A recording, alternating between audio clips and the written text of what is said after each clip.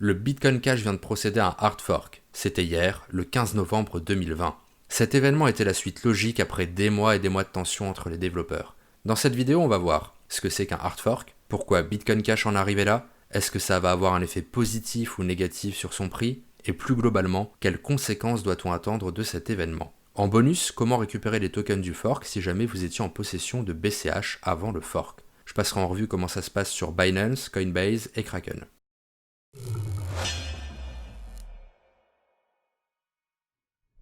Bonjour à tous, j'espère que vous allez bien. Mon nom est Thomas et je suis le fondateur de Cryptost.fr, un média spécialisé sur le Bitcoin, la blockchain et les crypto-monnaies. Si vous cherchez des guides ou des analyses de crypto, n'hésitez pas à aller y faire un tour, on doit être à quasiment 500 guides, c'est une véritable caverne d'Ali Baba. Allez, on attaque tout de suite le sujet du jour, le hard fork du Bitcoin Cash, le BCH. Comme je vous le disais en intro, le hard fork a eu lieu hier, le 15 novembre, un peu après 15h.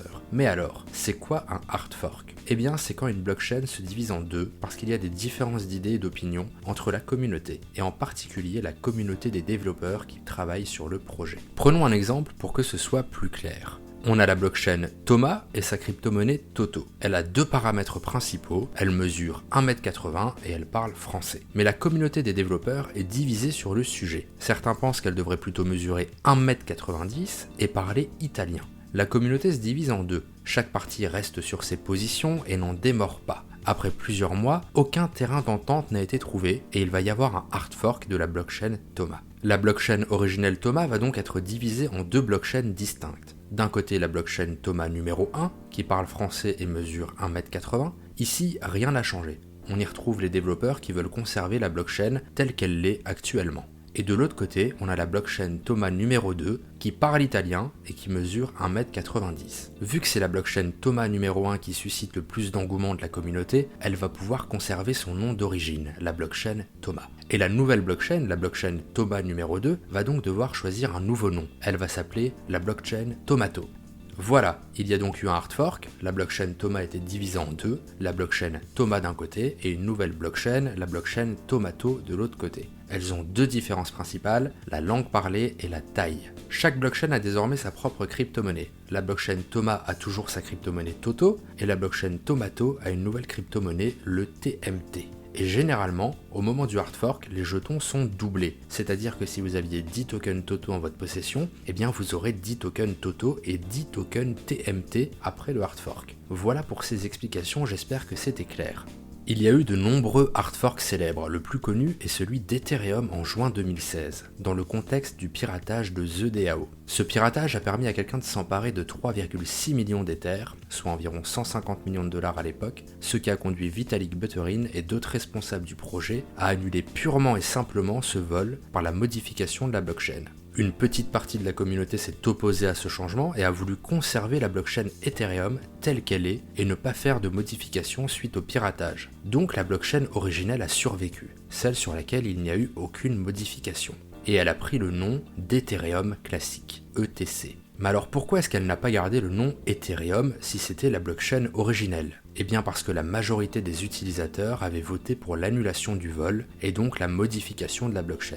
Vu que la majorité avait voté pour cette blockchain modifiée, elle a pris le nom d'Ethereum ETH, tandis que la blockchain originelle a dû s'appeler Ethereum classique ETC.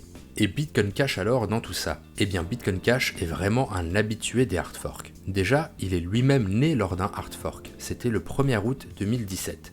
Il y avait alors un débat sur la scalabilité du Bitcoin, c'est-à-dire sa capacité à monter en charge et à supporter un grand nombre de transactions.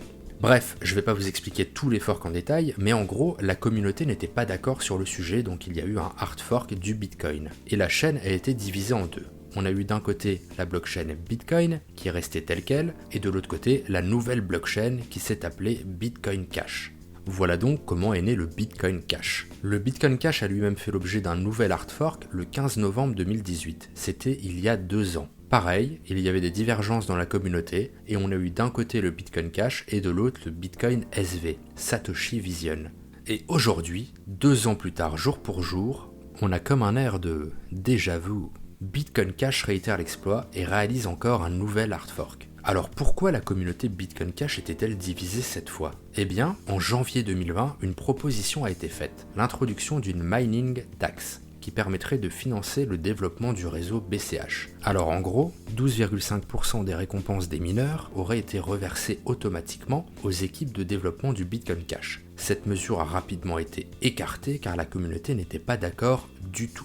Mais l'idée a quand même continué à faire son bout de chemin. Et Amaury Séché, le responsable de Bitcoin ABC, qui est le nom donné à la nouvelle chaîne de Bitcoin Cash suite au fork, a forcé un changement pour la prochaine mise à jour du réseau. Il a mis en place une nouvelle règle qui permet d'envoyer 8% des BCH produits avec le mining sur une adresse contrôlée par Bitcoin ABC, afin de financer le développement du réseau. Avec cette nouvelle règle, il était obligatoire que Bitcoin Cash subisse un hard fork. Le réseau de paiement s'est donc scindé en deux blockchains distinctes. On a d'un côté Bitcoin Cash ABC, dont le symbole est BCHA, qui a mis en place cette taxe des mineurs définie par Amaury Séché. Et de l'autre côté, il y a la blockchain BCH originelle, sans la mining tax, qui s'appelle actuellement Bitcoin Cash Node, BCHN. Alors, laquelle des deux blockchains va pouvoir conserver le nom Bitcoin Cash et le symbole BCH ? Eh bien c'est celle qui aura la majorité économique, c'est-à-dire le plus de services, le plus d'utilisateurs, le plus de développeurs. En gros, celle qui suscitera le plus d'engouement auprès de la communauté. J'ai demandé l'avis à Ludovic Lars sur la question. Ludovic, il est rédacteur chez Cryptost et c'est un des plus gros experts français sur Bitcoin Cash. Pour lui, c'est à peu près sûr.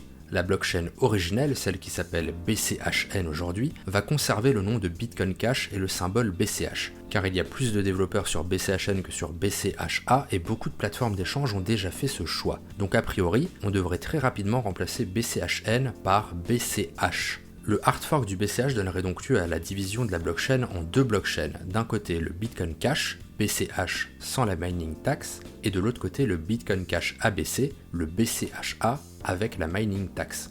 Mais alors, quelles conséquences pour Bitcoin Cash au niveau du projet en lui-même ? Bon eh bien, déjà c'est pas une très bonne chose que la communauté soit en désaccord tous les 2 ans et que ça débouche à chaque fois sur un fork.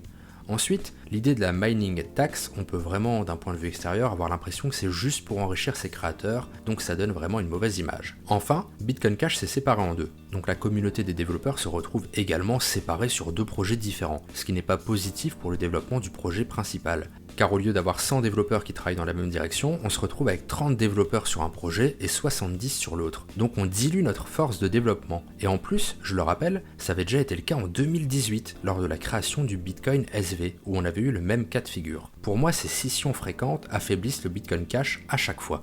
Alors maintenant, quelles conséquences pour le prix ? Eh bien hier, vers 15h, on a eu un crash du BCH qui a perdu 10% en 1 heure. Mais en fait, il y a une explication à ça. C'est juste que jusqu'alors, on avait 1 BCH égale 1 BCHN plus 1 BCHA, et qu'au moment du fork, on n'avait plus que 1 BCH égale 1 BCHN. Donc en gros on a soustrait la valeur d'un BCHA. Bref, c'est peut-être un peu compliqué à comprendre à l'oral comme ça, mais ce qu'il faut retenir, c'est que cette chute du prix c'est juste une mise à jour des données des algorithmes, et que ça n'aurait pas un rapport avec une hausse soudaine du nombre de vendeurs par exemple. Autre point, on entendait beaucoup dire ces derniers jours que selon Chainalysis, les holders de Bitcoin Cash avaient déplacé plus de 300 millions de dollars de tokens BCH de leur portefeuille vers les échanges au cours des 2 dernières semaines. Donc certains analystes redoutaient que ces personnes aient en tête de vendre leurs jetons et de faire chuter les cours. Mais en réalité, si on regarde le cours, on a une variation de moins 1% sur 24 heures. Donc rien d'alarmant, c'est même plutôt le calme plat pour l'instant. Selon moi, la raison principale pour laquelle les possesseurs de Bitcoin Cash les ont envoyés sur les échanges, c'est donc bien entendu parce qu'ils voulaient profiter du hard fork et obtenir des tokens gratuits. Après, avec une telle augmentation du nombre de BCH sur les échanges, on pourrait s'attendre à avoir un Bitcoin Cash beaucoup plus liquide, avec une hausse des volumes. Mais là encore, si on regarde sur 7 jours, on voit effectivement les volumes augmenter, mais ça reste vraiment très raisonnable. À voir donc dans les prochains jours où tout ça va nous mener concernant le prix du Bitcoin Cash et du Bitcoin Cash ABC. On va maintenant regarder comment ça va se passer du côté des échanges. Comment recevoir les jetons de la nouvelle blockchain. Je le rappelle, on a Bitcoin Cash Node, BCHN d'un côté, et Bitcoin Cash ABC, BCHA de l'autre. Alors concernant Binance, ils se rangeront du côté de la blockchain la plus utilisée. Vous garderez vos BCH et vous serez crédité de BCHA ou BCHN avec un ratio de 1 pour 1. Donc si vous aviez 10 BCH, vous aurez 10 BCHA ou 10 BCHN. Le solde de BCH pris en compte pour le fork est celui que vous aviez le 15 novembre à 13h. Binance donnera plus de détails prochainement. Concernant Coinbase, ils se sont déjà rangés du côté du BCHN, la blockchain originelle, et Bitcoin Cash ABC ne sera pas supporté par l'échange. Si vous aviez des jetons BCH sur Coinbase, vous ne devriez donc pas pouvoir profiter du fork d'après les informations que j'ai. Enfin, concernant Kraken, ils se sont également rangés du côté du BCHN, la blockchain originelle de Bitcoin Cash. Leur décision est prise, quoi qu'il arrive, c'est-à-dire que même si la communauté venait à considérer BCHA comme le vrai Bitcoin Cash, eh bien eux, ils considéreront que le vrai Bitcoin Cash c'est BCHN. A noter qu'ils ajouteront le Bitcoin Cash ABC à l'échange uniquement s'il a au moins l'équivalent de 10% de la puissance de hash du réseau Bitcoin Cash Node. Et donc, si c'est validé et qu'ils ajoutent le Bitcoin Cash ABC, ils l'appelleront le BAB, BAB, et ils distribueront les tokens aux utilisateurs suivant un ratio 1 pour 1. Le fork serait donc supporté par Kraken. En conclusion, on a donc eu un fork du Bitcoin Cash le 15 novembre 2020 aux alentours de 15h. Il a abouti à la scission de la blockchain BCH en deux blockchains distinctes. On a d'un côté le BCH ABC avec la taxe de minage et de l'autre côté le BCHN, la blockchain originelle sur laquelle rien n'a changé. Et pour l'instant, il semblerait que la majorité se soit rangée derrière BCHN pour qu'elle devienne la version dominante et puisse donc conserver le nom de Bitcoin Cash et le symbole BCH. Mais un hard fork n'est jamais anodin et le projet Bitcoin Cash pourrait avoir du mal à s'en remettre. Cette vidéo est maintenant terminée, c'était Thomas de Cryptost.fr, j'espère que la thématique vous a plu. N'hésitez pas à me dire dans les commentaires ce que vous en pensez ou si vous souhaitez que j'aborde d'autres sujets. Pour ma part, je vous souhaite une excellente journée et je vous dis à bientôt.